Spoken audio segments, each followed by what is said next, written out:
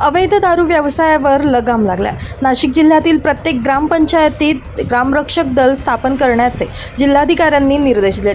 जिल्ह्यातील प्रत्येक ग्रामपंचायतीमध्ये ग्रामरक्षक दलाची स्थापना करावी, जिल्हाधिकारी आयुष प्रसाद यांचे निर्देश आहेत। नाशिकमध्ये अवैध दारू निर्मिती, विक्री आणि वाहतूक यांवर प्रभावी नियंत्रण ठेवण्यासाठी जिल्ह्यातील सर्व ग्रामपंचायतींमध्ये ग्रामरक्षक दल स्थापन करण्याचे निर्देश जिल्हाधिकारी आयुष प्रसाद यांनी दिलेत। याबाबत जिल्हा परिषदेचे मुख्य कार्यकारी अधिकारी यांना पत्र देण्यात आले।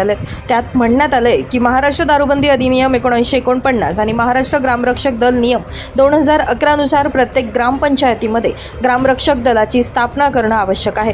या दलामार्फत स्थानिक पातळीवर अवैध दारू विषयक माहिती संकलित करून ती पोलीस तसेच राज्य उत्पादन शुल्क विभागाकडे पाठवण्यात येणार आहे। यापूर्वी सन 2017 मध्ये जिल्ह्यातील विविध ग्रामपंचायतींमध्ये प्रायोगिक स्वरूपात ग्रामरक्षक दल स्थापन करण्यात आले होते। मात्र त्या दलांचा 2 वर्षांचा कार्यकालावधी संपल्यानंतर नव्याने दल स्थापन करण्याचे प्रमाण अत्यल्प असल्याचं निदर्शनास आले।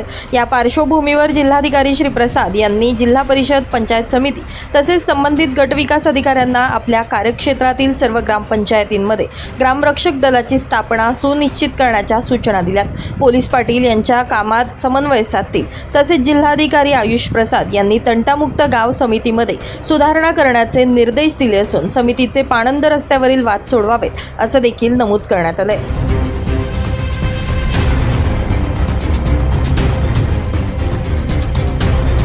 ब्युरो रिपोर्ट, नाशिक माझा न्यूज, नाशिक।